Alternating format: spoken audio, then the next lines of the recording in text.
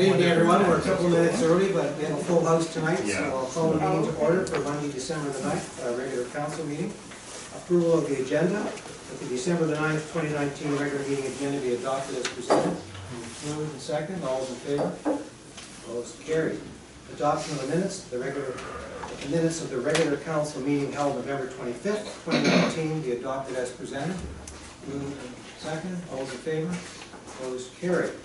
Delegations tonight. We have with us tonight Mr. Peter Bailey from Rein and Associates, who's going to speak to us about a poverty reduction planning and action program.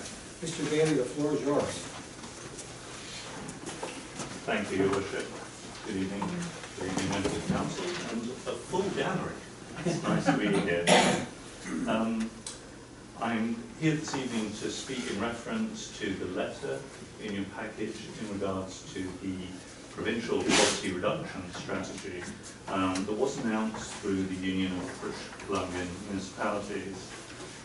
The strategy, referred to as Together BC, is the province's first poverty reduction strategy.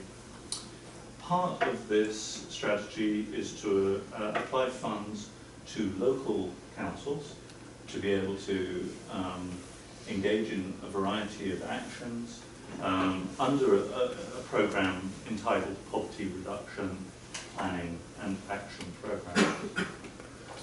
The idea of this is a two-part project. The initial phase would be to ultimately determine the nature of poverty within this region, but also looking at possible strategies that might best suit this community as well. So what we are proposing to council is that we act on behalf of council to carry out the research, to actually in fact make the application for the funding, and to bring forward a plan together with other community stakeholders and members of the community who are experiencing poverty themselves. So by doing this, we can come together to develop a strategy that is made in hope, but suits hope. And so the second phase of this would be the implementation of parts of that plan. Also included maybe the idea of making adaptations or changes to things like the official community plan, zoning, other policies within the district. So this could also be explored. As you know, Hope is fortunate to have an entity called HEART, which the Mayor and myself sit on. And the idea of the Hope Action Response Table is to look at the various challenges that we face in the community as it relates to poverty, and to start to propose strategies or approaches, access funding, etc., that could be utilised to reduce that poverty. So this gives us a good opportunity to collaborate with the other members of HEART on developing this strategy. So at this point, really my purpose of being here this evening is to request Council's sealed approval, and that you would bring forward a motion to support this application. Maybe there might be some questions. It might be Mr. Bailey. Let's find out. Council, anyone like to speak to Mr. Bailey? Ask a question? Councillor Stewart. I just have actually a comment. About a year ago, I was really passionate because they had a poverty reduction consultation in Chilliwack, and we made a motion of council to request that we had one specific to Hope and up the canyon, because we have very diverse needs here. Like, they're different than Chilliwack. We're not Chilliwack. And that request was actually turned down. And so I was very excited to see that we're going to take a really good look at poverty reduction in Hope. And just one thing, if you can consider as you're going through the process, that Together BC appears to be designed around people under the poverty line. But I find that the people I speak to, it's those people who are making $100 more than poverty line that don't qualify for the BC bus pass, and don't qualify for the free medical, and don't qualify for some of the things that are qualified under low income. So I think that there's a bit of a struggle for people in Hope with the minimum wage and being just above the line that would be really good to look at. The issue is highly complex, and I think that there are many working people who are just scraping by and sometimes not. And so yes, they might not meet the criteria as impoverished, but they are dealing with great difficulties as well. So You were not the only people who requested that we have a poverty reduction strategy meeting here in the community. We also returned that. It's good to see. All right. Two questions there, Councillor Stewart. Councillor Erickson. I have one question. Has this ever been, study ever been done in Hope before? We have carried out some research over the years. In fact, personally, over the past 25 years, we have reviewed data and other kinds of resources within the community in order to make application for funds through things like Work BC, or prior to that, the Employment Assistance Services, and other government programs. All of the helping industries are obliged to provide information to the government on what are the circumstances in regards to poverty in the community. So there's a lot of data that we can draw from. Fraser Health Authority conducts widespread data gathering in terms of the way in which poverty impacts health, or health indicators that would relate to poverty. So my second question is, if we get this data, let's say a year, then what are we going to do with it? Then you're going to do another project for $50,000 possibly, and then what's that going to do? I think it's an important point you raise.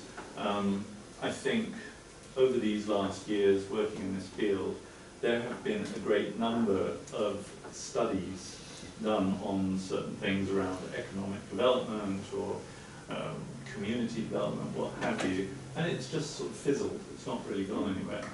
And so I think what is really important to us is that the phase 2, or stream 2 as they like to call it, would be really focused on action. So the initial phase would be the development of a plan, and the second phase would be the implementation of that plan. In reality, $50,000 might sound like a lot of money, but it's really not. And so I think a large part of our work will also be to determine other sources of funding, potentially at federal level, but maybe even within our region. Thank you. Councillor Smith. I think the fact that the UBCM is going to be managing it, they'll definitely be spearheading it and trying to get the best value for us. I think they've done a lot of great projects, and I think it'll be a good outcome. I think it's a nice package. Thank you, Mr. Bailey. Under staff reports, you're the very first item, so if you want to hang on and see what happens, you're welcome to stick around. Thank you. So, Thank you very much. thank you. So as I said, during the staff reports, the first one is that the motion would read that Council of the District of Hope partner with Rein Associates Limited for the submission of an application to the Poverty Reduction Planning and Action Program. A mover? Seconder?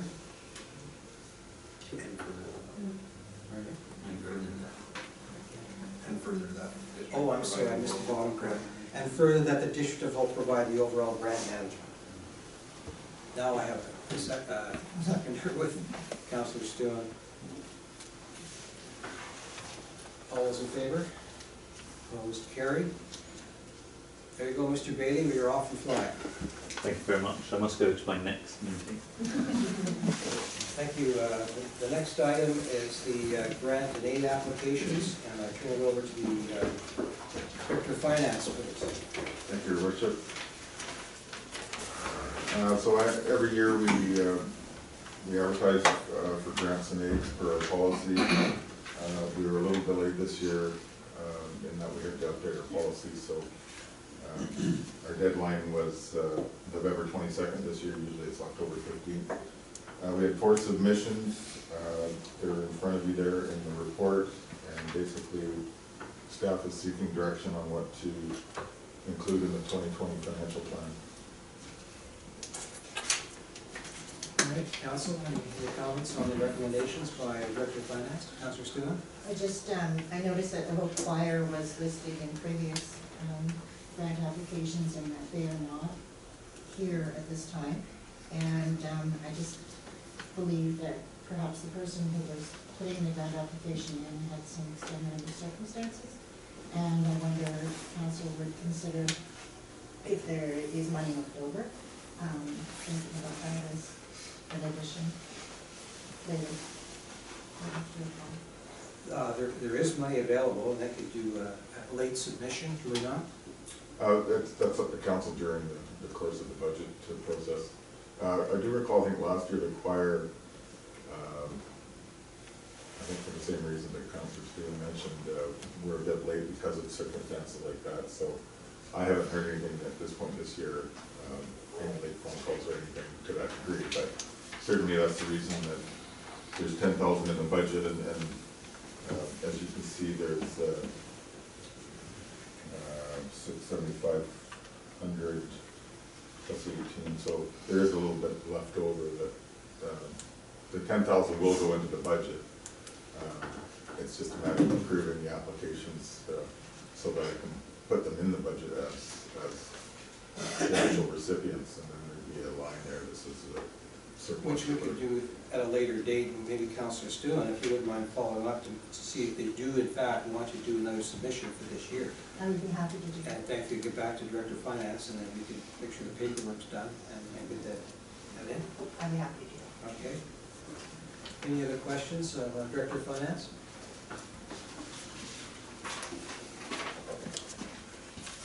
So I'll entertain a motion to Councillor Medlock, second by Councillor Tron, to move forward with the recommendations from staff. All those in favor? Opposed? Carried. Next item on staff reports would be to Ms. Bellingham, please. You want to speak to, I'm sorry, John can speak to this. Mr. Frolowski, or which one? Please. Doesn't matter. Actually, Mr. Mayor, this would be something that you've attended through the Fraser Valley Regional District meetings. And there's, the Fraser Valley Regional District needs to amend our contributions for the transit system service area. And we'll look at further details from your meetings. Right, okay.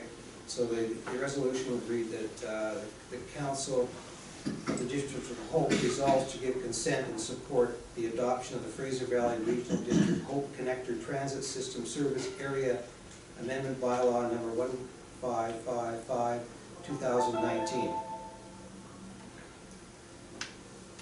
Just leaving the extra page. Oh, okay. So it's increasing the amount of the bylaw in case they need to draw on it. And they don't have to come back every year. So this is important.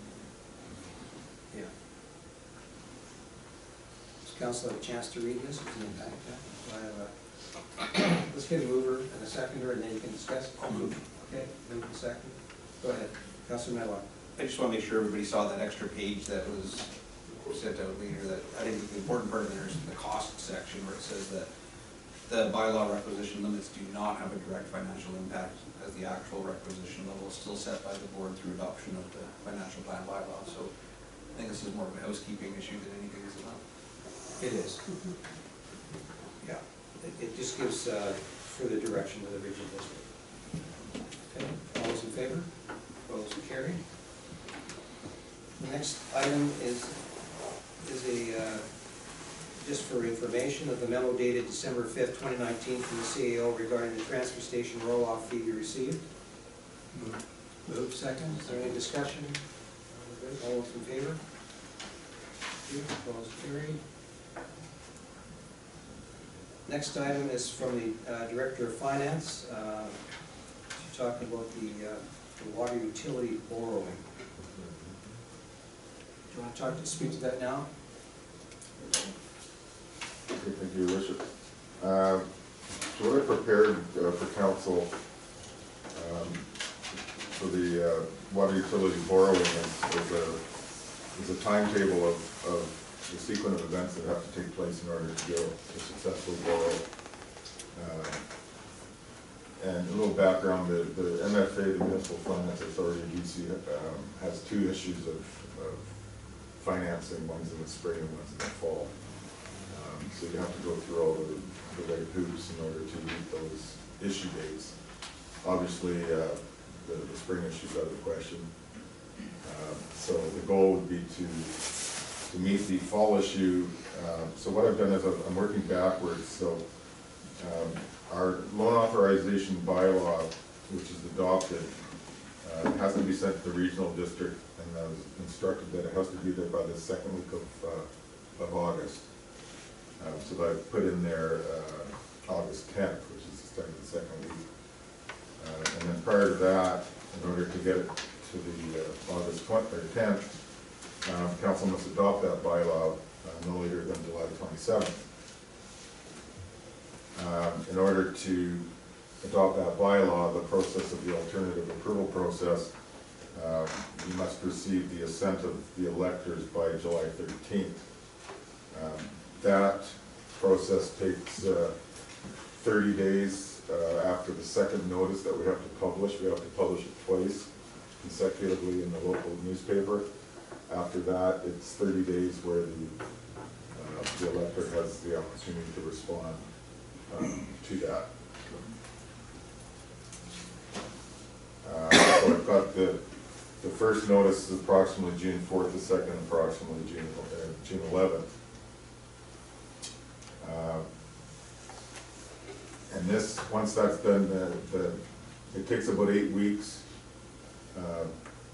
So this is kind of the start of the process, is that we create a loan authorization bylaw, give it 3 readings, and then we fire that off to the Inspector of Municipalities of Victoria to get the approval to proceed after that, to go through the alternative approval process. That takes about 8 weeks minimum, could be longer. So as I've mentioned in my report, these timelines are kind of the latest dates that we should play with. I'm highly recommended that the process starts a lot earlier. So I'm saying in this example, as later dates, the 3 readings would take place no later than March 23rd. I would suggest that we get underway 1st of February. It allows for any delays in the process. It could take, say, 10 weeks with the inspector. And I think there's also a 30-day caution period. So you really don't want to play too close to these deadlines, because if you miss them, you know, you miss the opportunity for the fall issue, and then you're waiting until the spring. So there's certainly no harm in getting it underway, you know, right off the bat in the new year. All right, thank you. So the motion read that the report dated December 6th regarding the District of Hope water utility borrowing be received. Moved. Second, all those in favor? Those carried. Next thing is committee reports. Sure, go ahead. So I'd like to comment on the 753 water system before we start the next part of our committee here. In July, council voted to take over this water system, 753.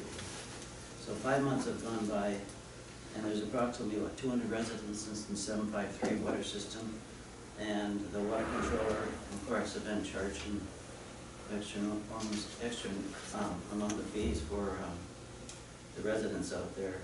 I hear it's as high as $77 a month. $73 a month. Okay, just so you know.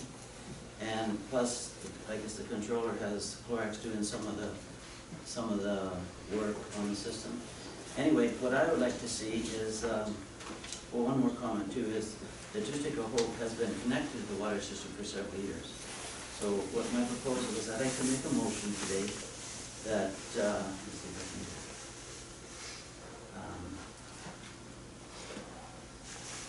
I'd like to make a motion that effective January 1st, that the District of Hope purchase all of 753 water systems assets for $1, effective January 1st. And this would include but not limited to all lands, all infrastructure, all financial assets, and accounts receivable. But this will not include the 7353 corporation or any of its liabilities. And the reason why I'm doing this is because ever since I've been on council for 5 years now, we've been talking about this system, and the people out there have been with no water, and have water, no water. Now since we hooked up to it, it's not going to make any difference to the District of Hope if we, and why I'm saying January 1st that we do this is because our water billing starts January 1st. It's a yearly billing, and that'll give the 753 residents peace of mind that the district is taking it over, and their billing is going to be through the District of Hope, not through the water controller. So I make this motion. If we have a second. Any questions? Okay, discussion. First of all, I think I should refer to staff on this. We had a discussion about this and a time frame, and working with legal and working with all the different components that need to be. I don't think we can do what we want to do, but we have a similar program that we talked to effective February 1st. Mr. Fortowalski, we're jumping ahead on the resolutions that haven't been passed, but Your Worship, that's correct. Since the committee of the whole and confirmation of decoupling any conditions, I've been working to negotiate and transfer 753 as soon as possible to the district. So the customers of 753 don't pay a penny more to 753. The January 1st date, you can't guarantee anything because as mentioned at the committee of the whole, the water comptroller has to review, endorse, and approve. I'm now actually, again, negotiating. The water comptroller has told me it will take 2 weeks approximately for their office to review, endorse, and approve. I'm working to February 1st or sooner. There's no guarantee. We haven't signed a deal. I believe we'll get something to the water comptroller certainly before the Christmas break. But at the end of the day, nothing can transfer until the water comptroller approves it. Now, as I go through negotiations, I'm clearly cognizant of liabilities per se, accounts receivable, and assets in the balance sheet. So those are all being confirmed as part of the deal, and then I will come back to council quickly and give you an update on what's happening, and then ideally you can endorse the deal as well. Again, the January 1st date, unfortunately, it would be unrealistic to pass the motion because there's no way you can affect a guarantee of that motion. I'll comment back on that. So I'll comment back on that.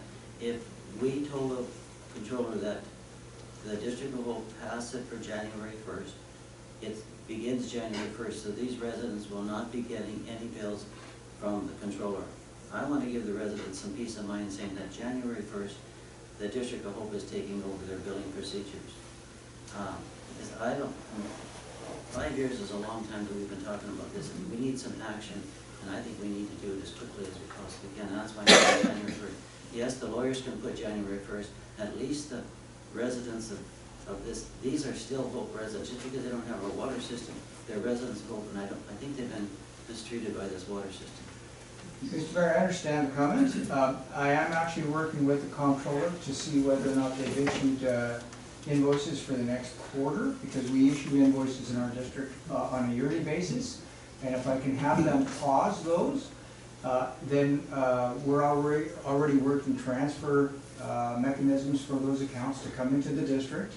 And then we can work something like that. It's my intent and it's our intent to obviously take over the accounts and have them pay the district rates as soon as possible.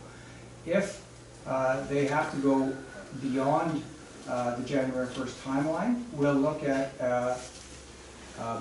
apparently, and Dale can speak more in detail to this, or Mr. Portis, that when they'll get a 3/4 of the year booking minus what they paid, so it equals out to the district amount, not a 753 amount.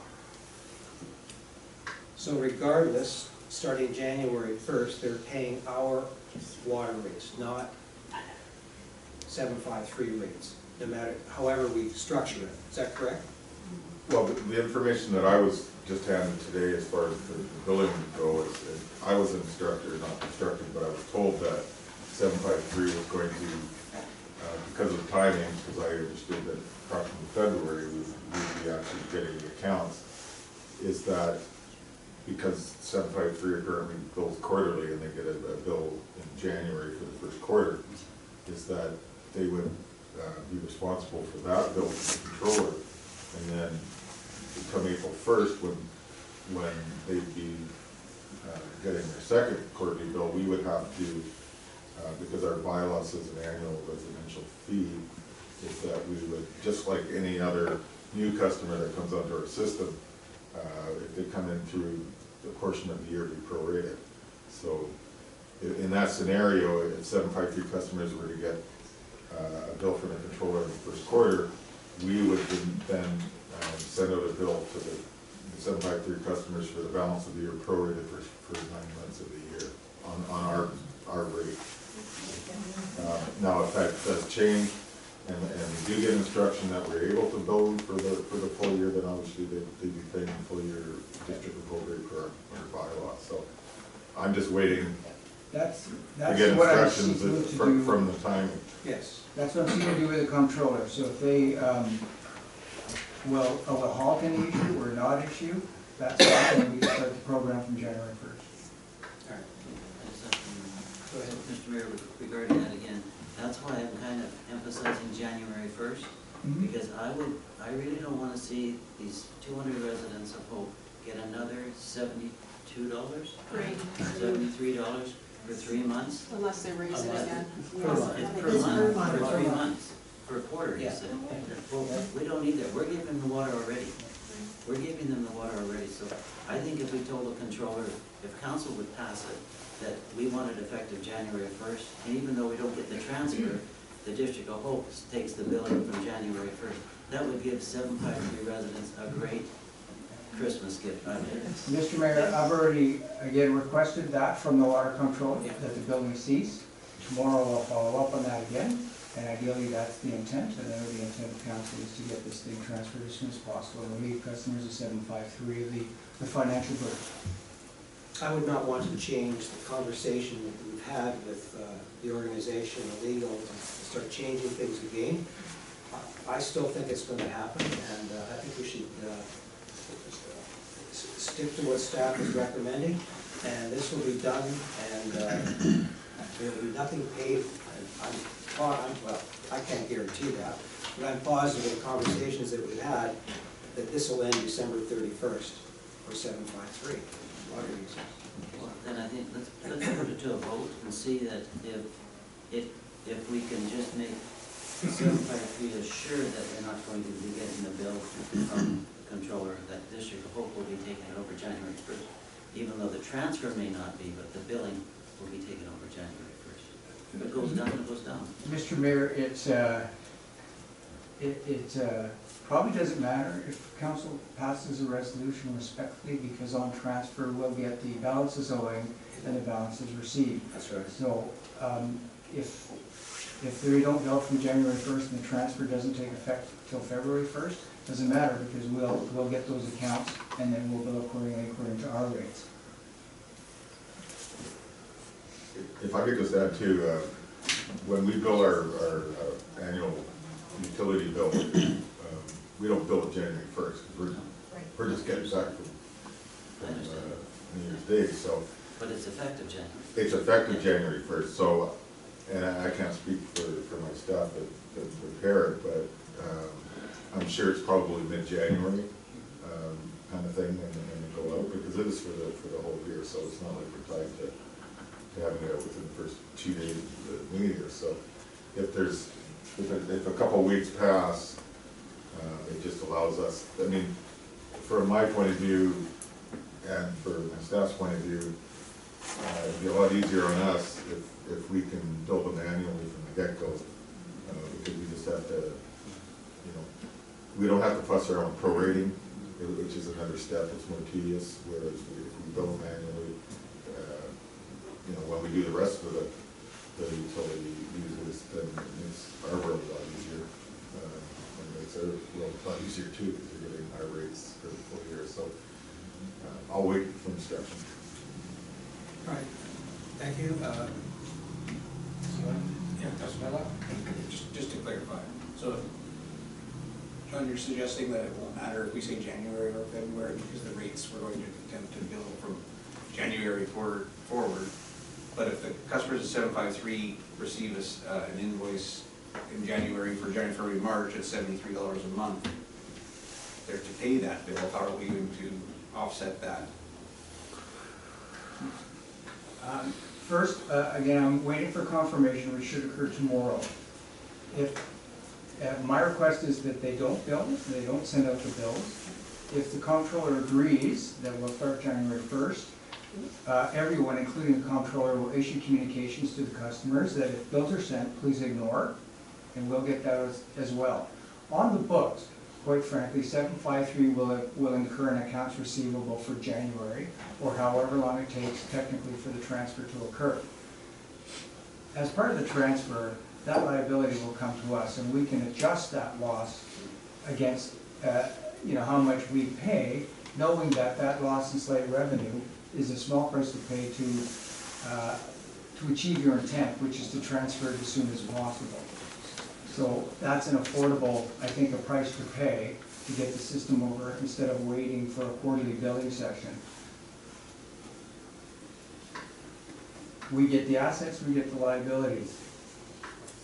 But not 753 like.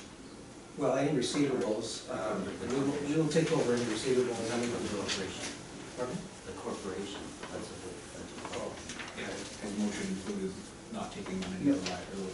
the corporation. The corporation. No. Okay. So, Councilor Stewart? just a question, so is it possible to follow through on this motion? Because I believe it included the dollar for $1 and the liability challenge and, I forget the rest of it. For the land. And the land and everything that's in that motion, is that even possible? Again, I will bring the draft, the finalized draft deal to your attention and for your endorsement, likely enclosed because it's still subject to negotiation. You have to define exactly what you mean by liabilities, etc., and that's best done through negotiation.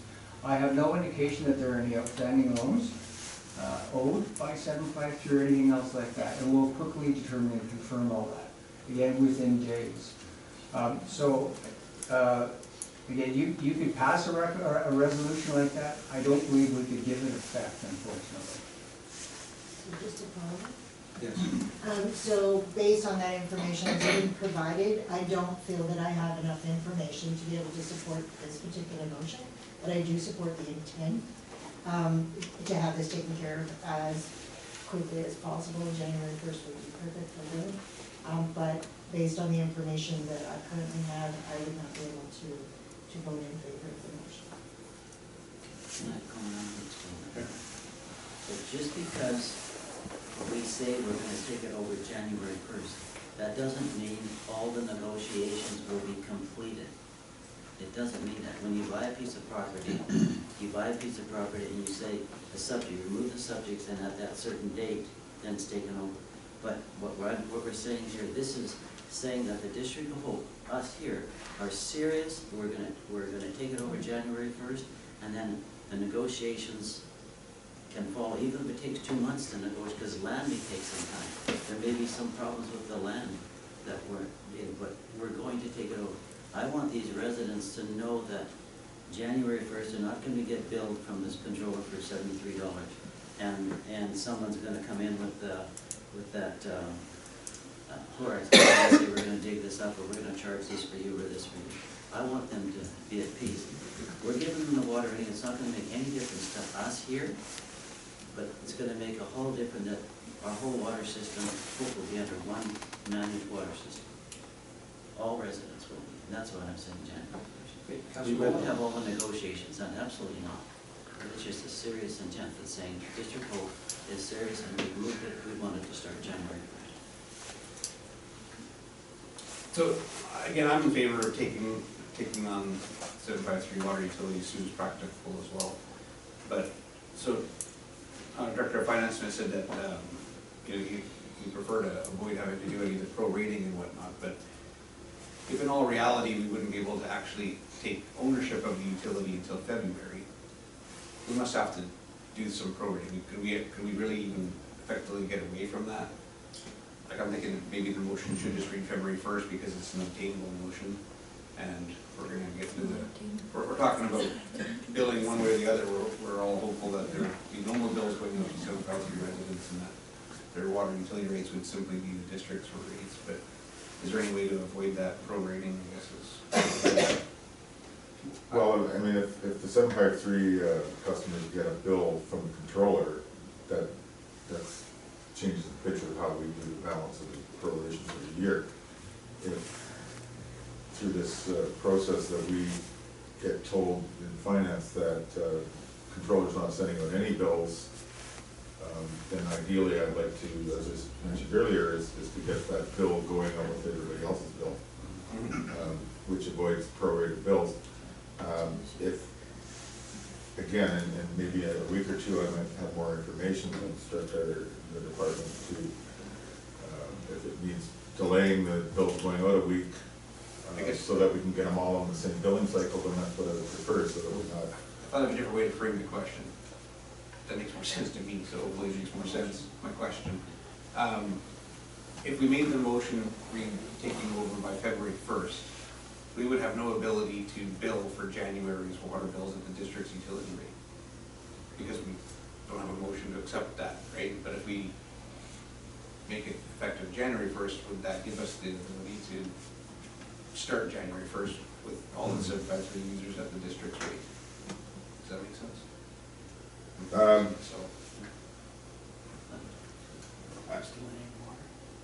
I mean, there's options that I have to check the bylaw to see if we're actually having to send them out by a particular date. If it says, again, I know that they go out kind of second, third week of January. If it means either delaying the billing because we're waiting for final confirmation of 753, then I prefer to just delay the billing so that everything goes out at once. We don't have to do two separate billing cycles, and it avoids anything prorated, obviously, because if they're not getting a bill from the controller, then obviously they're going to pay the annual rate of the district for the bylaw. So which isn't due till July anyway. Exactly. So as long as I'm not tied by any deadline as far as sending them out, that's something I can talk to my staff about. And it just makes sense to delay it a week, 2 weeks or whatever. but can we bill for a system that we don't have ownership of until we have ownership of? That's Mr. Forlani. My personal thought on that would be no, Yeah, because it's not ours yet. So then it seems to. And I have no authority for the bylaw to charge somebody that's not part of this. Yeah, so that seems to make more sense to make it February 1st, when that would be a more certain date that we could take over. And then we couldn't say January if we didn't have ownership of it in January, and that's not attainable. So maybe it does make more sense to change the motion to take over date of February 1st then. Mr. Forlani, and then Councilor Smith. If I can respectfully suggest, as we go through the process speedily, and I can confirm that date, it's an automatic, so to speak. So if it's January 1st, if it's February 1st, if it's January 15th, it'll be an automatic, and we'll get information out to you. The customers of 753 will be notified by the comptroller as per the process.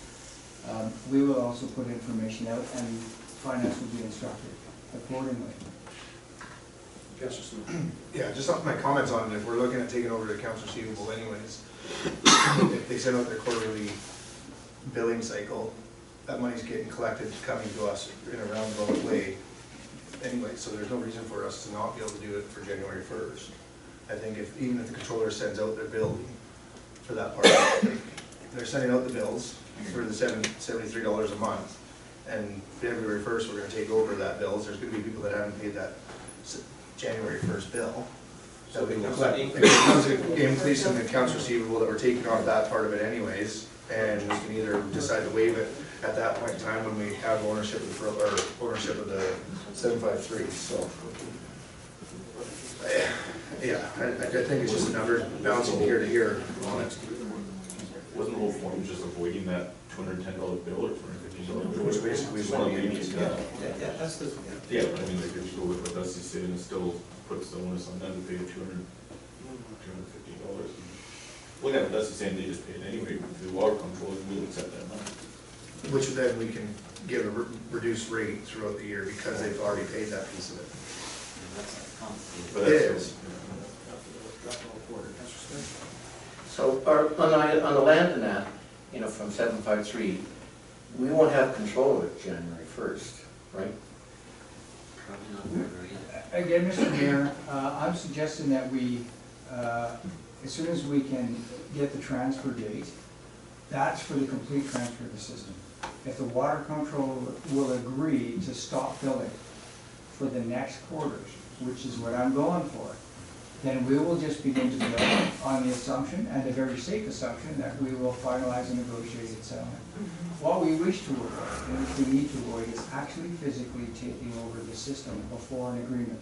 If our utilities people, water utilities people go over there and start doing work, if a catastrophic failure happens, it could assume, that cost could be assumed over to the district, whereby if it was still 753, the province or some other means of resourcing the repair of that catastrophic incident could be affected, rather than being on the district. So, again, I know your intent, and I'm working to the intent of starting the billing cycle for all 753 customers as of January 1st.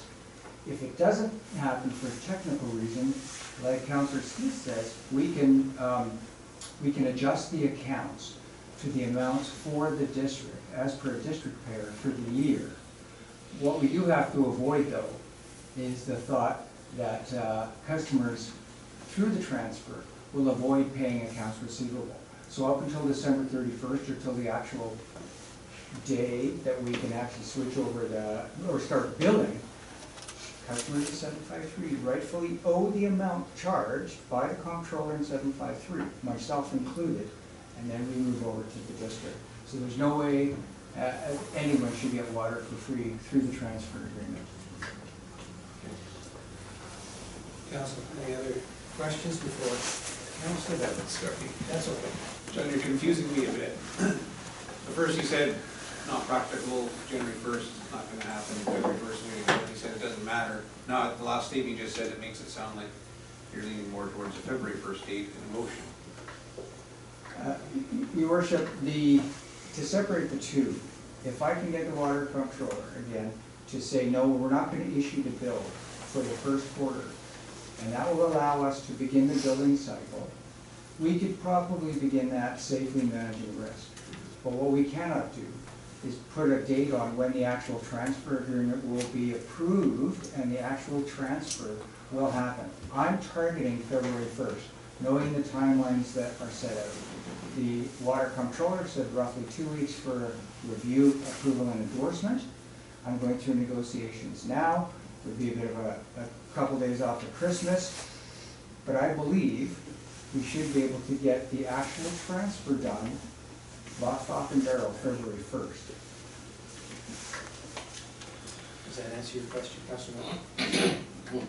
That answers my question, so then I'm thinking that we should vote this motion down and then restate it with the date of February 1st, or maybe, I don't know, I was gonna say maybe change it to as soon as practical, but if a certain date is maybe better, and that would just protect the rest of the district from the big what-if question that we are suggesting, but chances are slim something will happen, but you just never know.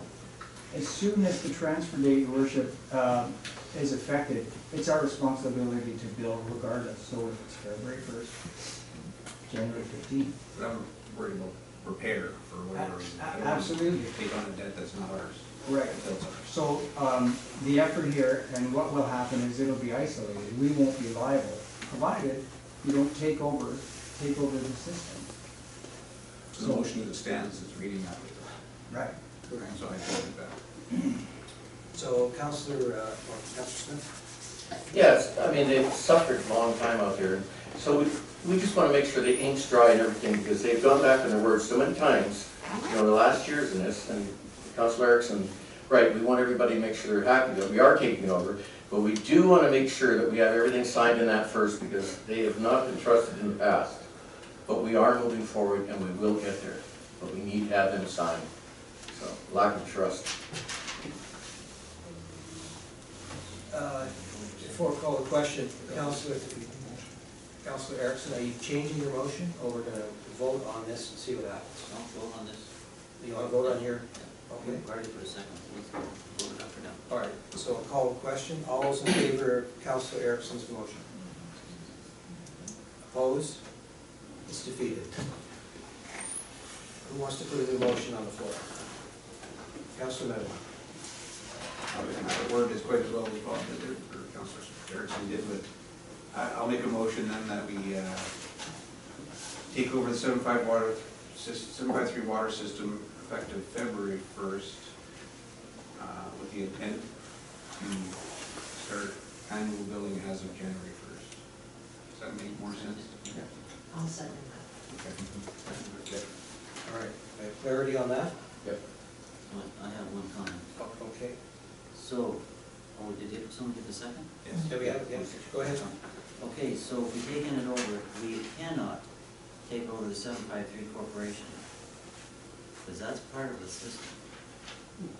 And we cannot take that over, because we don't know the liabilities that are associated with that. So we say that the water utility then, the water utility system, That's will take over the 753 water utility system, not 753 corporation. That's the system. That would be fine. Yeah. But you don't want the corporation, you just want the assets. Again, Mr. Mayor, I understand the intent, that we don't want to unnecessarily take on assets that shouldn't rightly belong, or liabilities that don't rightly belong with the district. For example, personal loans to directors of that company, et cetera, et cetera. So that's not the intent. We will, however, take on liabilities like the accounts receivable, Yes. and perhaps any outstanding work bills for work on the infrastructure, yet to be confirmed. Yes. All right, so council's clear on that. I'll call the question. All those in favor? Carried. All right, let's deal with these other resolutions that are related, and hopefully they will move forward as well. Otherwise, some of you are in big trouble. So the first resolution that came out of the committee of the whole was that council ratify the December 2nd, 2019 Special Committee of the Whole resolution, that council authorized the cost of borrowing for the acquisition of the 753 water utility and other District of Hope water utility upgrades of the entire tax base of the District of Hope. Moved. Second. Second. Do we need any further discussion on this? All those in favor? Carried. Resolution number 2, that council ratify the December 2nd, 2019 Special Committee of the Whole resolution, that council authorize staff to prepare the necessary borrowing bylaws for $1.8 million as outlined in the True Consulting Report for the necessary upgrades to acquire the 753 water utility into the District of Hope's current water utility and other necessary water utility upgrades. Moved and second. Do we have any discussion on this? Councilor Medley. Yeah, thank you. So I've been thinking a lot about how the borrowing could work and what would make more sense because of the process, like it was just laid out for us there, the timelines, you know, starting February 1st and ending sometime in October before we actually see funds from borrowing. We just received our water master plan in March of this year, and it had a whole pile of recommendations of other things that need to take place. And I'm wondering if it makes more sense, looking at the water system as a whole, which is what we're doing with 753, incorporating it into the District of Hope's water systems, looking at it as a whole system. Would it make more sense to look at some of the recommendations in the water master plan and try to borrow more funds than 1.8 million so that we can get more done? Because if a year and a half or 2 years down the line, we decide we want to tackle something like a reservoir for Silver Creek at $2 million, it's going to trigger this process again with another borrowing bylaw, another 6 or 8 month delay. So I thought before we make a motion to go that direction, we should have some discussion on that. We should. Councillor Smith. Yeah, I talked to Councilor Medlock about this before too. I think that's why he asked for that email earlier, seeing where some of our other payouts were for some of our MFA. I can support that, but the one thing is what dollar figure do we go with? That's the only situation, right? Where do you cap it at? Where do we start at? If we were to bump it out. I don't like doing this to staff either, putting them kind of on the spot. What do you think should be done or not done? Like we have discussed Silver Creek as well being a problem with this. I think another thing that's happened, the appetite to the people of Hope too, if they see people in Silver Creek are always gonna say, well, why am I paying taxes on 753 water system when they go to upgrade this? Shouldn't be like that because we're a district, but if they see that there's money that's gonna be spent out in their area or upgrades in the town, I think this is the time for us to actually do this. This is a very good time for us to do this if we're gonna be borrowing. Go ahead. No, you were first. All right, Councillor Trump. Does the more money we ask for, does that put us less likely for future grant applications? That's a good question. Like, I have to if turn we're to just- staff on that To because subsidize, like, purchase, they're subsidizing $1.8 million for borrowing. If we ask for $3 million or $3.5 million, you're gonna look at us kind of like, well, so it's a big ask. once we own the asset, we do intend to go for grant funding. But it won't be There's provincial money and there's federal money. So I don't know if, can staff answer that? My understanding, if there's a program, the problem with just going out and borrowing more money for some of these projects is if you've already got borrowing in place and a grant came up, I don't believe, I'd have to confirm it, but I don't think you can have the borrowing in place for something that, and then say, oh no, we've got borrowing in there, but for a different project that we want to be able to get a grant. They're not even gonna look at the application. So if there's a specific water grant program out there and it's for a reservoir, for example, they'll ask you, is how do you intend on funding say it's a 70-30 or whatever it is, you have to come up with your 30% how you're gonna fund it.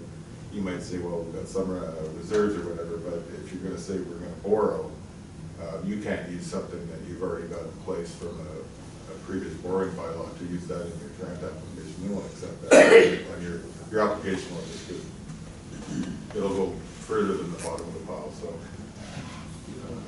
Yeah. Yeah. Councillor Stewart? So, and my concern is that this 1.8 million is going to increase utility costs by approximately $49 and some cents, correct? The estimate was, Your Worship, $49 a year per utility customer account over 25 years. Right. And also there was an increase in garbage. I think that we need to be cognizant of the affordability factor for the residents of Hope. And the more we borrow, the more they'll have to pay. So I'm comfortable with the 1.8. I'm also very comfortable applying for grants to maximize our dollars. But I think we have to be very careful. That's, $100 a year extra. And that's, If I could just add too, and I understand Councillor Medlock's thought behind it, but I think it could put the current borrowing process in jeopardy because to build the Kevin and the engineers and everything, to say, okay, what are we gonna do and everything, that takes time. And I think that would, as I said earlier, I think we should be getting this AEP process going no later than February 1st. That puts a big crunch on the engineer and Kevin, I think, to properly proceed with a capital project of that magnitude. And it would certainly, if it was included and increase the 1.8 to whatever, I don't think we'd get the AEP process going, and I think that would jeopardize the whole borrowing in 2020. That's my own personal opinion on that. Thank you, great, good input. Councillor Medlock? Yeah, I certainly appreciate your input on that. But you brought up a point that makes another question to be answered is, if we were to borrow 1.8 million for this project, because that's our estimated costs, but we were all hoping that we could apply for a grant down the road, is that not going to jeopardize a potential grant application because we can say we borrowed the 1.8? It's totally different project, so it's got nothing to do with a future grant application. Okay. taking over the utility. Good, I don't wanna. And the other thing too, and I can ask this question too, but for council's information is if we borrow the 1.8 and this project comes in at 1.5, any surplus of the funds that you borrow, it has to go towards a future water capital project. So in that, having said that, if you've got another capital project per the water master plan, we've got that money to put towards it too. So that we talked about that at the beginning of the whole, is if you borrow 1.8 million, you only need 1.2 of it, you've got 600,000 sitting there, that it's not like you are only borrowing 1.2, you'd be actually borrowing all of it. Well, you'd have to, they give you the 1.8, because you can't. Okay, so you can't take just what you need. Yeah, once you go through the whole borrowing process, It is. you know, we do our loan authorization bylaw, we fire it off to the regional district, we fire it off to MFA. We get a fund, they're gonna give us 1.8, and we can't give it back.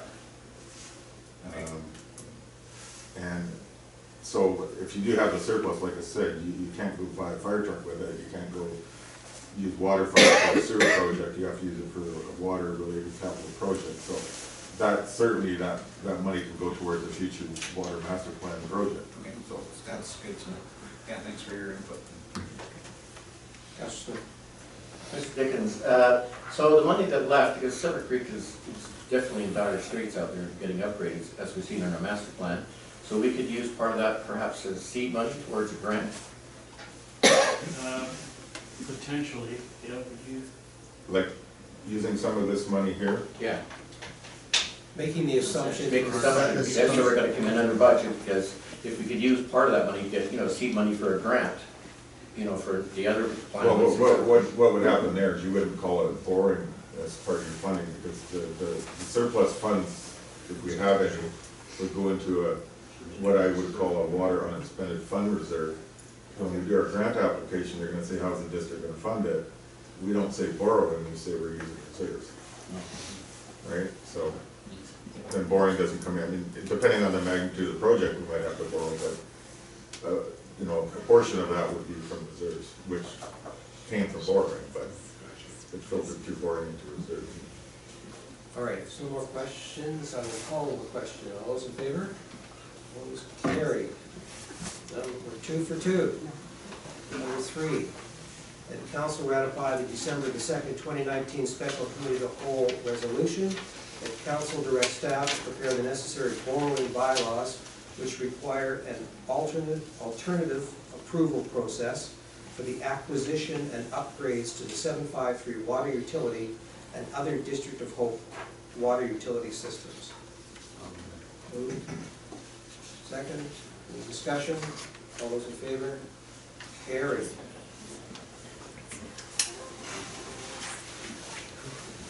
Mayor and council reports. We're going to start tonight with council and go to Councilor Smith at the end of the table, please. Mine will be quick and easy. Yeah, not just, I guess this is our last council meeting before Christmas. Yeah, it's good. It's been a good year already. I can't believe we've already been sitting at the seats with this new table already for a year, so it's good. But on January 25th, a reminder, you can get your tickets over at the Visitor Information Center for the Alumni Canadians game. They're getting almost sold out, so go get them. It's going to be a good game. I know Councillor Charles playing as well, so get out there and watch it. And I hope everybody has a good team. I'm putting skates, I don't know if I'm playing. I believe Joan's playing in that too, so. Yeah, that, and I hope everybody else a Merry Christmas. Thank you, Councilor Erickson. Sure. Okay, so I went and toured the Tomberry pit a couple weeks ago on Friday. There's a nice trail they put in there. They put a water diversion from Silver Creek, and they made a nice fish spawning area. And it goes into a nice big lake where they took all the gravel out, and a couple nice bridges in. That's a really nice walking area. They still got one more year to before they complete the project, but they were talking about having the District of Hope take it over, but I think we have to look at that seriously. But it's a very beautiful area. If you want to go for a nice afternoon walk, it's a beautiful area to go for a walk on and to see what's been done.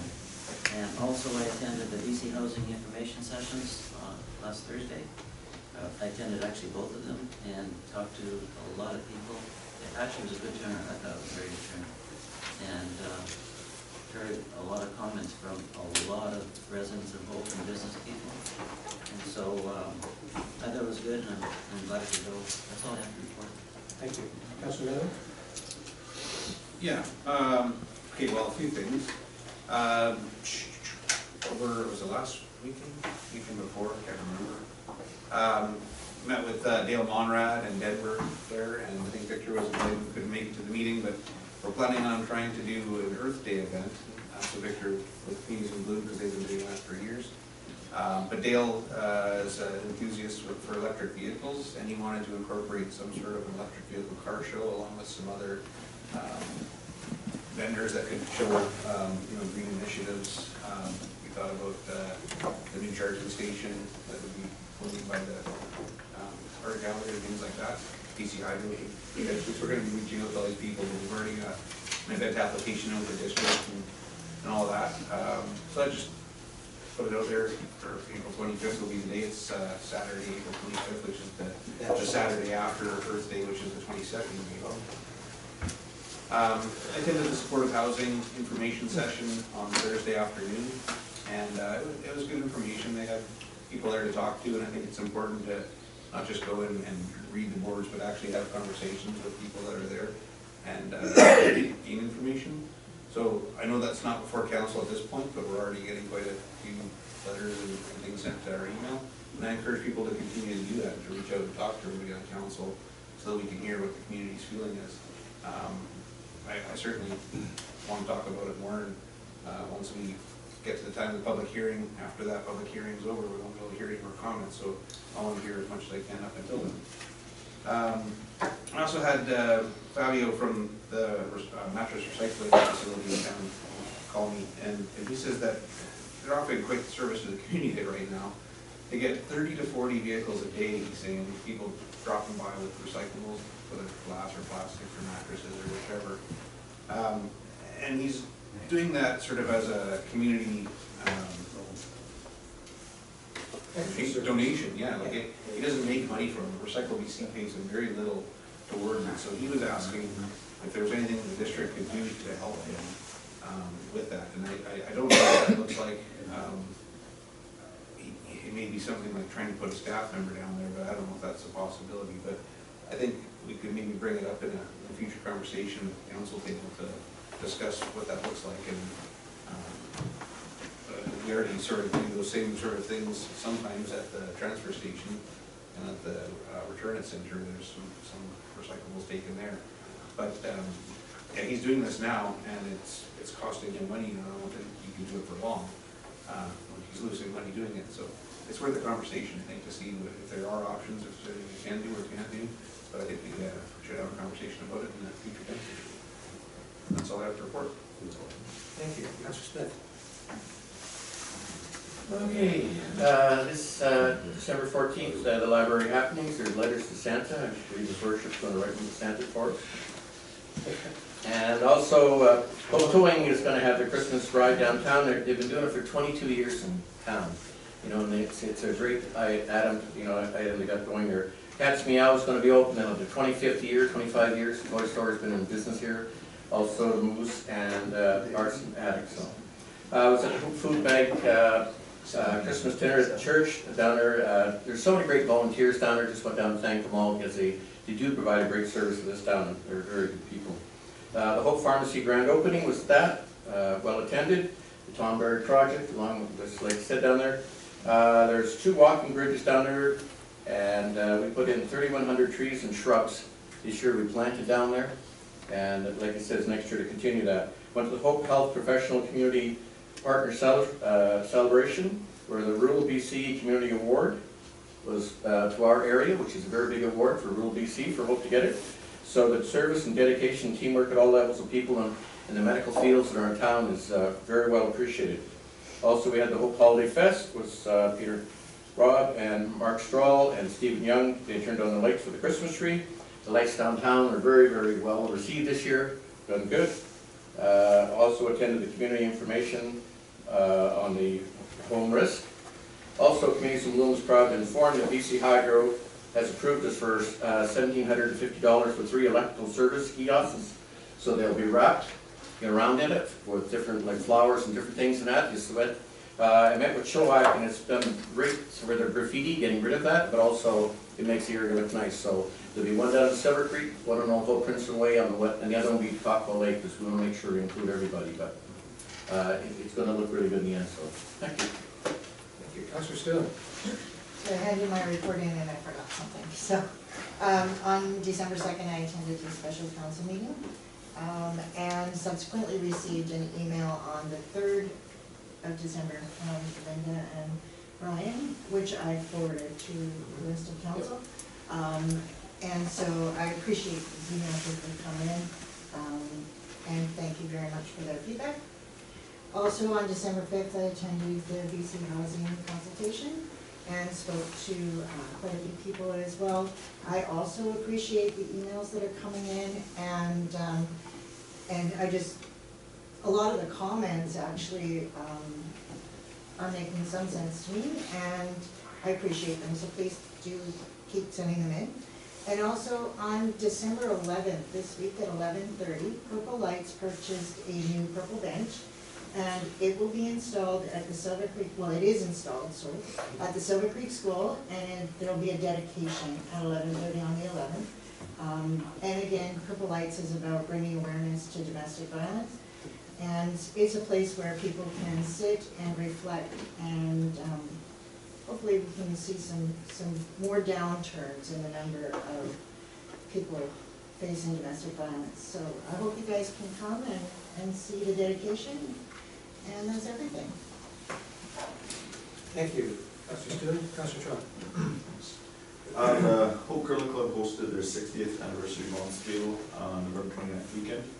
Not as many teams as previous years to produce, but laid out down teams I talked to said they're already looking forward to next year and had nothing but good things to say about the hospitality they received from local hotels. I also attended the BC Community of the Year acceptance presentation on the 29th of November. I'd just like to congratulate as well as thank Josh Gregan and his crew, everybody involved with the hard work they put in to receive money. I also attended the Hope Holiday Fest on Saturday the 30th, the evening of Saturday the 30th. It was very well attended here in town. It was a little chilly that night, but from what I understood from all the people that were there, they're really impressed with the lights this year.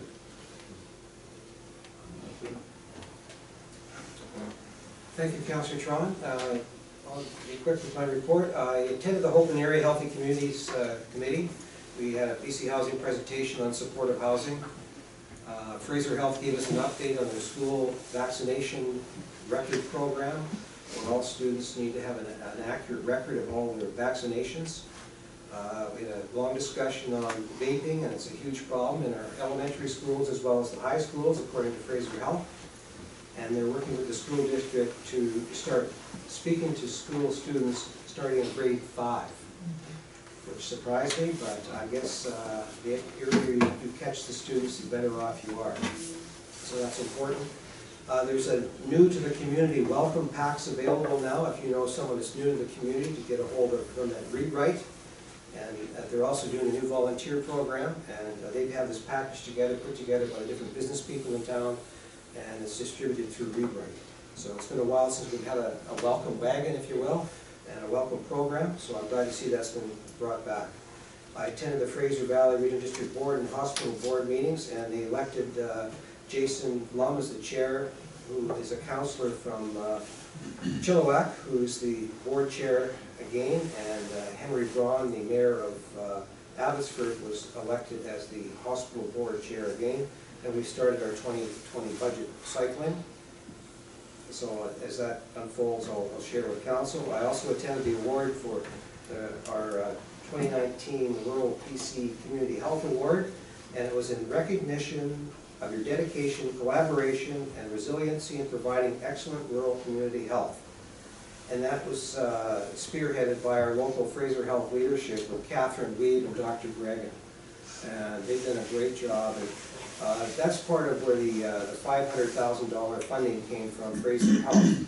They realized that if we start from the bottom up instead of from the top down, and telling the community what the needs are in the community and telling them, and creative committees have been coming forward and getting grants and delivering so many innovative healthcare opportunities for our community. So this is a big deal, and Josh Gregan, I'm sure, is still smiling. He was very excited about the award, and it was well deserved. I attended the Lower Mainland RCMP Mayor's Forum, and just want to cover a couple things here because they did a presentation on the Surrey, potential Surrey changeover and the effect on other communities. And there's 800 members that will be relocated within the Surrey region. And they talked about how Vancouver has 275 members that live in Surrey who may want to migrate back to Surrey and join the private force. There's over 100 in Abbotsford and Port Moody combined that live in the Surrey area that may want to do the same thing. There's going to be a huge movement of potential members throughout the Lower Mainland if the Surrey things go through. We talked about the cost sharing will go up in smaller communities with Surrey coming out, or Delta's coming in with the special services like IHIT. And so Delta's going to share now with some of our programs. So there will be some cost sharing going up. Traffic services, as some of you may know, was taken out of the rural areas and all brought into Chilliwack years ago.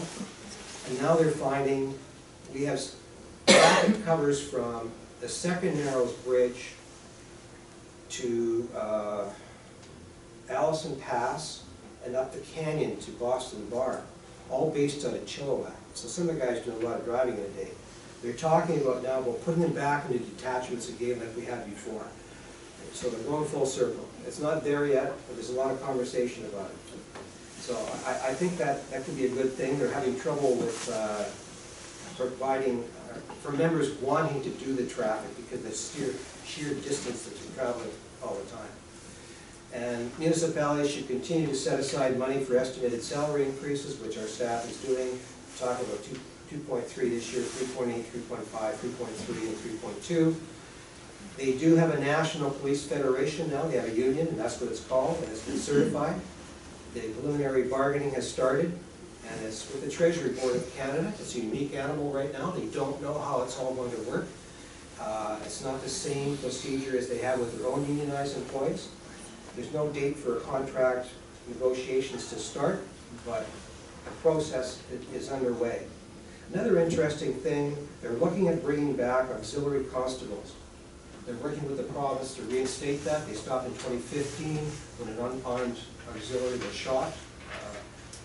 So if you recall that, and they, for a while they were armed and they weren't armed, and so they're revamping the program and they hope to bring that back very soon. It was a very interesting meeting, and I've got another one coming up in 2 months, and I'll bring back any updates I have. But the dynamics and the complexity of the Surrey potential changeover is huge. They do not know how they're going to manage it, the RCMP. They really don't. They're struggling with it at all different levels. Anyway, let's move on to a third topic, and I'm almost done here. Rec Commission meeting. Charlene Harrison-Hines will be the new member at large for HOPE. We're working on our capital plan and budgets for 2020. I also attended the BC Supportive Housing public meeting at the Legion, and it was a great conversation, and the public's engaged, and that's very important that they do continue to be engaged.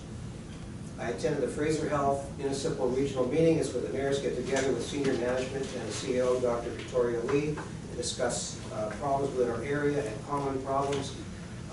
There's new regulations in place, as I talked earlier, for school-aged children for vaccination records to be updated.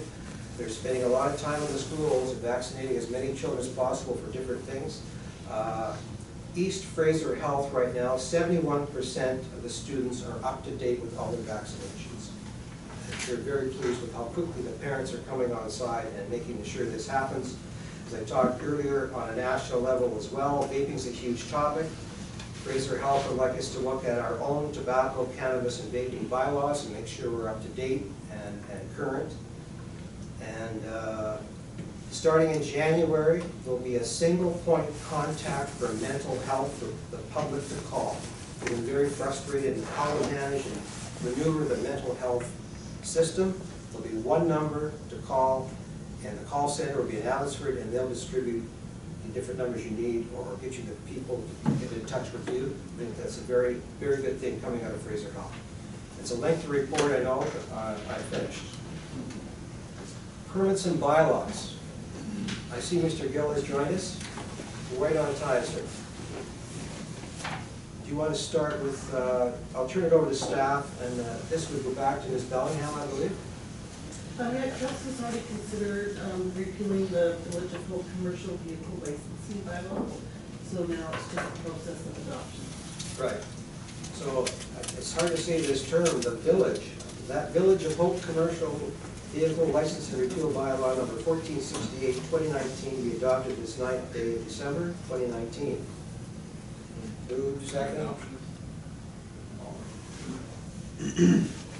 All in favor? Sorry. I was going to cough at you, but I managed it. The next item is the Fraser Valley Inter-Municipal Business License Amendment Bylaw, which staff has already covered as well. If you need any further details. If not, the Fraser Valley Inter-Municipal Business Bylaw, Business License Amendment Bylaw, number 1469, 2019, be adopted this 9th day of December 2019. Moved. Second. All those in favor? Opposed? Carried. The District of Hope zoning amendment bylaw number 1442, 2018. This was before as well. And the District of Hope zoning amendment bylaw number 1442, 2018 to rezone the property at 444 Trans-Canada Highway from Highway Commercial C2 to Commercial Transition C5 be adopted this 9th day of December 2019. We covered that last meeting, but Councilor Member.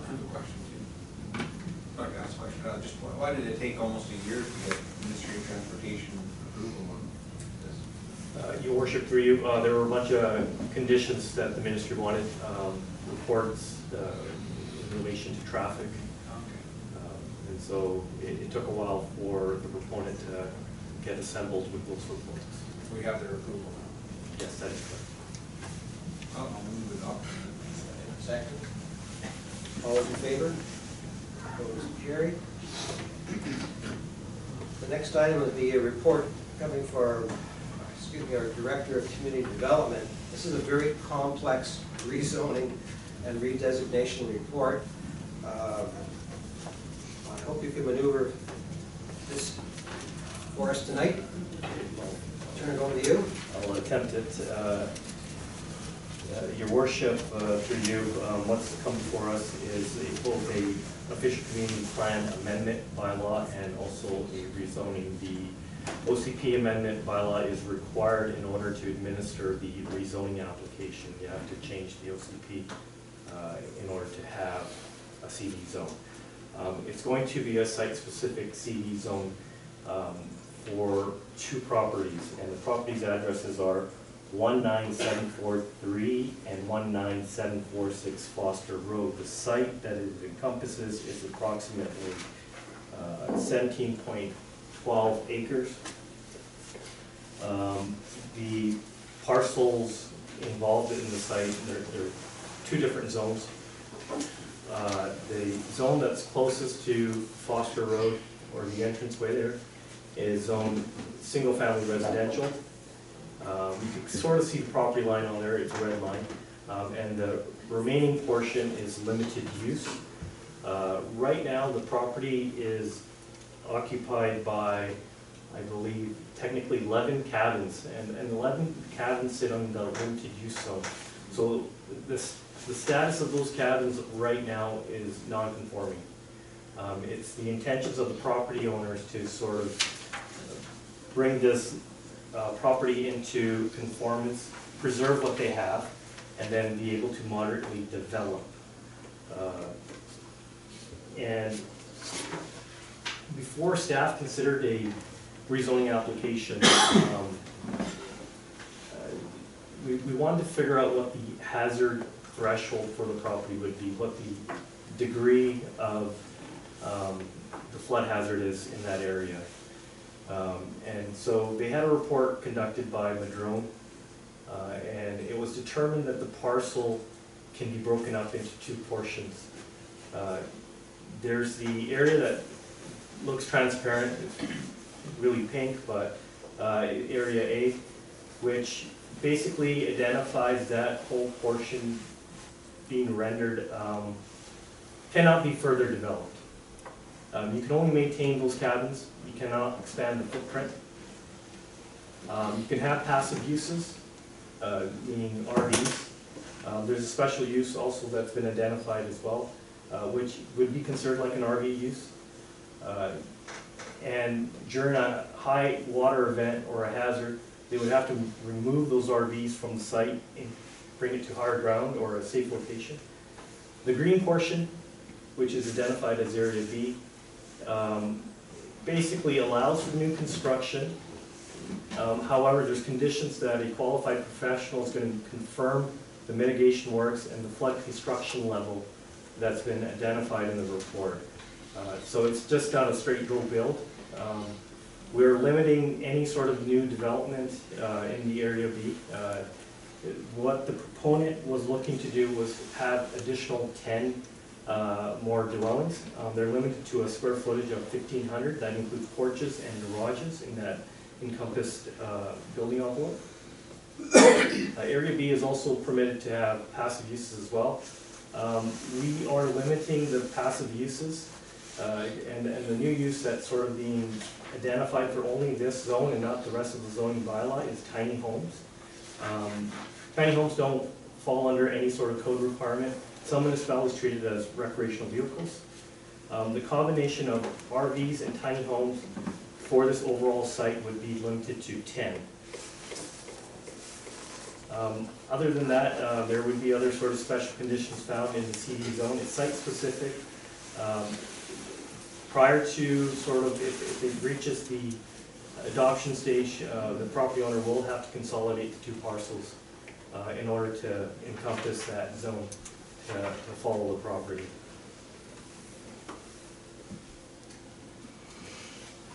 Good start.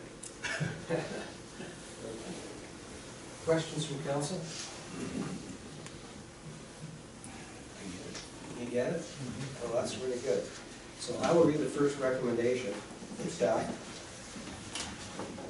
That the District of Hope Official Community Plan Amendment Bylaw number 1471, 2019 be given first and second readings in order to redesignate the properties legally described as 19746 and 19743 Foster Road from the land use designations of the country residential and urban, suburban, residential to comprehensive development.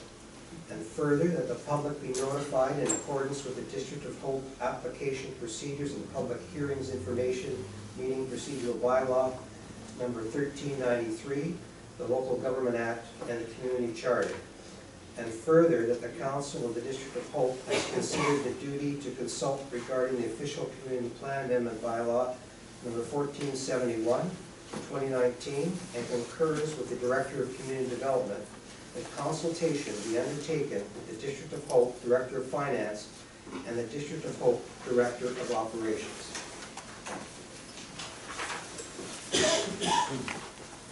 You can read this? Move. Second. Any discussion? Councilor Medlock. Yeah, this is complicated, as the mayor pointed out at the onset, but I feel like the comprehensive development zone is the only way to deal with that, and being site-specific, it can't be transferred to another property, but it does, let's learn from what needs to happen for these kind of things. So I think it was a good report, and I understand the intent in the letter from the Silver Creek Holdings really helped me understand the whole history and situation of the property. So I thought that was an excellent conclusion as well. So I support it. All right, call the question. All those in favor? Opposed? Carried. Mr. Gill, you want me just to move right into recommendation number 2? All right, thank you. That the District of Hope zoning amendment bylaw number 1470, 2019 be given first and second readings in order to rezone the properties legally described as 19746 and 19743 Foster Road from limited use L1 and single-family residential RS1 to comprehensive development CD7. And further, that the public be notified in accordance with the District of Hope application procedures and public hearings information meeting procedural bylaw number 1393, the Local Government Act, and the Community Charter. Why don't you move it first? I'll move it. Move the seconder. Discussion? Councilor Smith. Yeah, just quick question going into CD zonings, like you get off of limited use for the taxation purposes, does it go off of the CD zones, do they go back off of like what limited use was? Or is it completely changed into for the CD zone? Through your worship, the British Columbia Assessment Authority then would look at what this zone is gonna allow this property to do, and then do a reassessment based Assessment, on okay. highest and best use. Okay, thanks, Justin. Anyone else? All right, all those in favor? Opposed, carried. Thank you, Mr. Gill. Correspondence, for information correspondence, for information correspondence list dated December the 9th, 2019, be received. Moved and second, all those in favor? Opposed, carried. No other pertinent business. My favorite part, question period.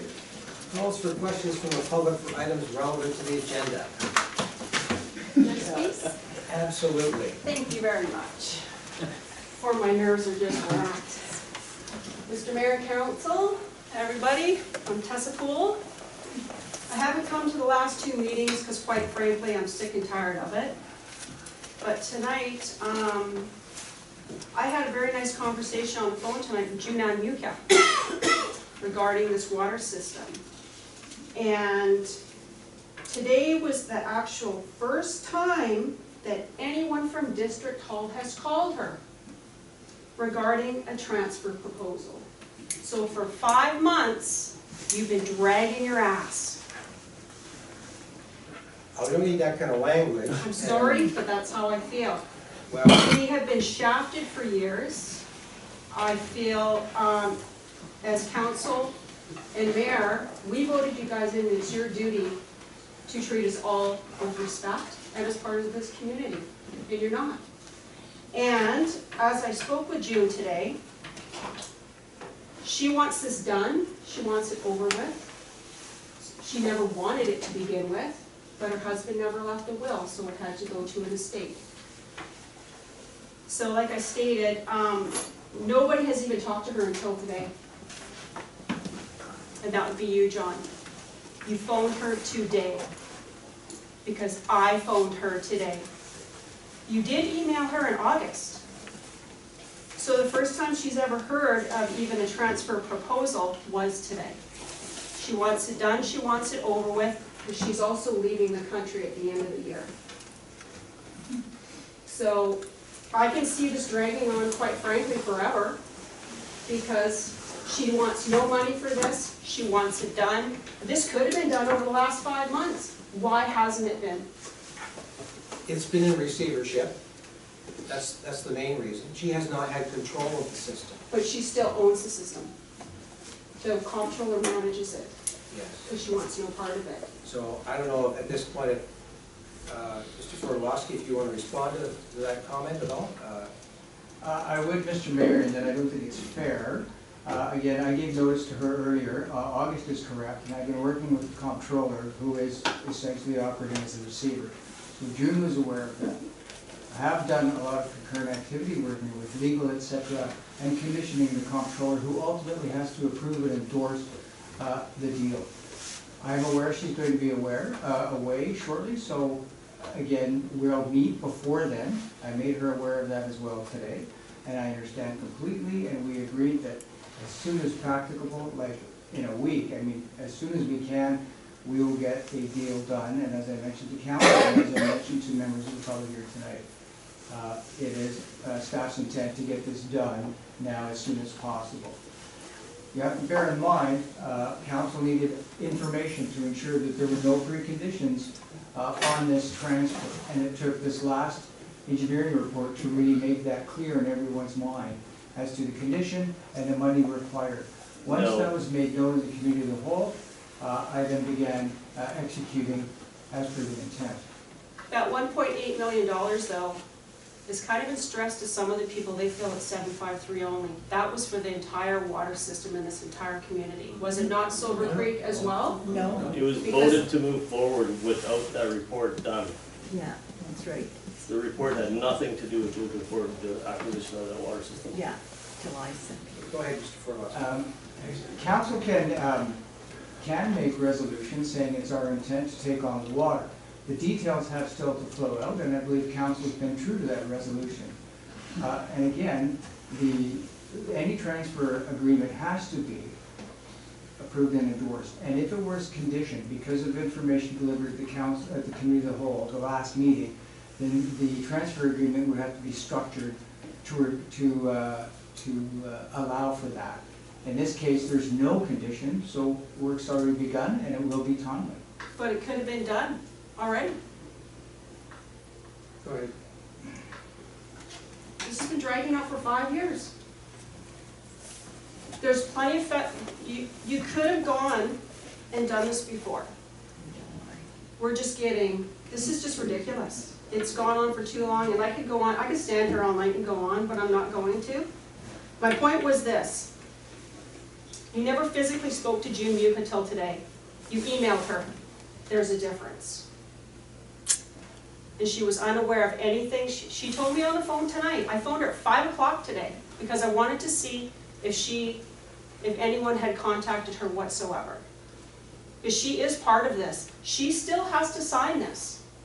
She wants out, she wants it done, she wants it gone. And I explained to her everything that's been happening.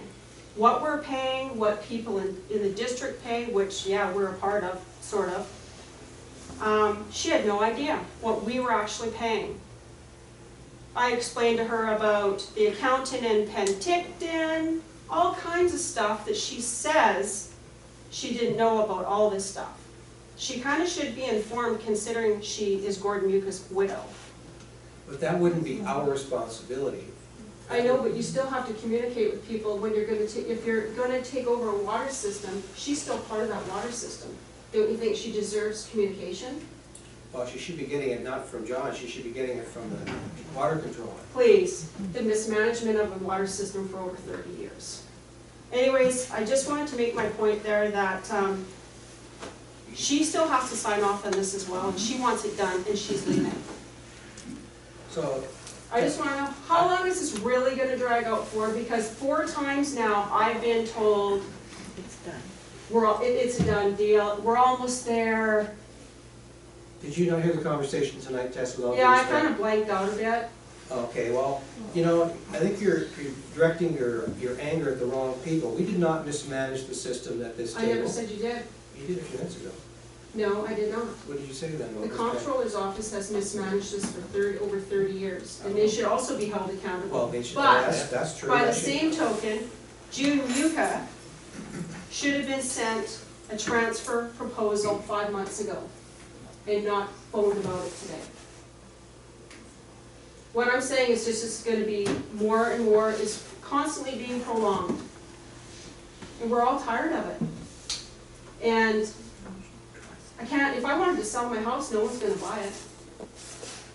Because so many people have attempted to sell their houses, and people walk away from the deals as soon as they find out we're on a private water system, which technically we're only using their lines now, because you've been pumping us water. So it's got to get done. Let's just get it done. I don't know how, I can see this dragging out another 6 months, quite frankly. It will not drag on another 6 months. Staff has clear direction, the negotiation has started, the process is in play, it's going to happen. Okay, that's all I got to say. You know, well, the only thing it's unfortunate that this was not looked after at hindsight 30 years ago with the amalgamation. That's when it should have been done, That's right. 30 years ago. And if this current council's only had to deal with it this past year and get up to speed and find out exactly what's been going on, in all fairness. We've dealt with it as quickly as we could, and we're at the point now, we're almost at the finish line, if you use that term, but we are, and it's going to happen. Is there any other questions from the group? I sort of have one. Go ahead. So should we pay our quarterly fee from January to March? Because some of us, it's billed automatically on our credit cards January 1st. We will be charged our $219. And then we're gonna have to go through the town to try and be reimbursed and all that kind of stuff and make sure it's put on our yearly bill. I'm not gonna get reimbursed. Okay, Director of Finance can answer the question for you. Personally, I would call whoever you have to and just cancel it. And I think from our discussions tonight, I think you know, you're gonna get a bill from the district for our bylaw. So I wouldn't personally have, knowing that that's coming down the pipe, pardon the pun there, that I personally would just say, okay, cancel the credit card thing, and then you can set up whatever payment plan you'd like with the district. So what happens if we get double billed and then they threaten to shut our water off? Why would you Do get you want double to billed? respond? If I you will have get- it take, I'm working with the water comptroller, trying to get them to stop billing if any is going out for January 1st. There will be communication to the public and to the customers of 753 what will happen, regardless. So I think that's slightly negative. However, again, action will occur and transfer of the accounts will happen. Ideally for January 1st, that's what we're working for as per your council resolution. All right. So just to confirm, so we're gonna be billed the quarterly amount, we're, the owing, I think, hope town people pay what, 20? If I can get the quarterly bill stopped from being issued by HLW But accounts if on you behalf of the can't- water comptroller, You're- I will, and there will be communication sent out, Mr. Mayor, to let people know what's going to happen. It's very important, and it's going to be done. As you get from us now, Yeah. the water and sewer and garbage separate, there'll be a line on there now for you for water, which will be about 236.17, I believe, annually. It's not due until July, the same as you're used to now with your garbage or your water. And that will be a third line on your invoice. And that's how you'll pay it. Okay, so then to be clear, we should follow your advice and cancel. If our credit cards are being charged currently, we should stop that payment. I would That's do the that. advice I'm hearing. I would do that tomorrow, Okay. Yeah, personally. I'm feeling like we need to be proactive on that, because they will charge us January 1st. Yeah. Because when you're on the district system, we have online payments for taxes and utilities. However, you're responsible for the fee that the credit card company charges. But that's an option. The other option is and I think they get set out with the utility bills, is that we have a pre-authorized payment plan for the utility being paid over 5 payments. So that's an option for We're customers paying too. $219 every 3 months. So you're We're gonna be paying paying, yeah. $236 annually. Exactly. So that- I'm pretty sure we can pay it now. So that, I'm just throwing that out there that Yeah, people, thank because it's not just the water, it's the sewer and the Right, but we're garbage already as well. paying the sewer and the garbage. Yeah, but I'm just throwing that out there that that's an option for you. Yeah, so monthly it's $21.93 for water, if you're gonna calculate it that way. Any other questions related to the agenda? Yes, I ma'am? just had one thing to say, and I think I appreciate you saying that it's gonna be done by February, but there's a lot of trust lost, because we all left at the July meeting thinking that no matter what, the $18,000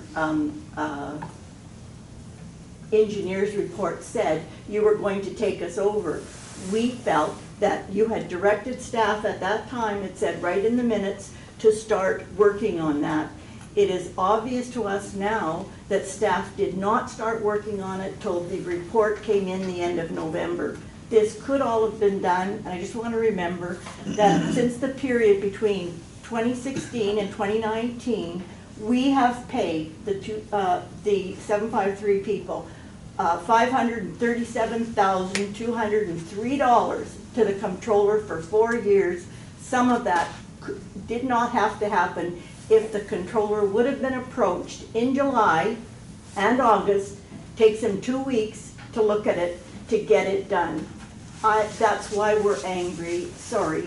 That's why we've lost trust.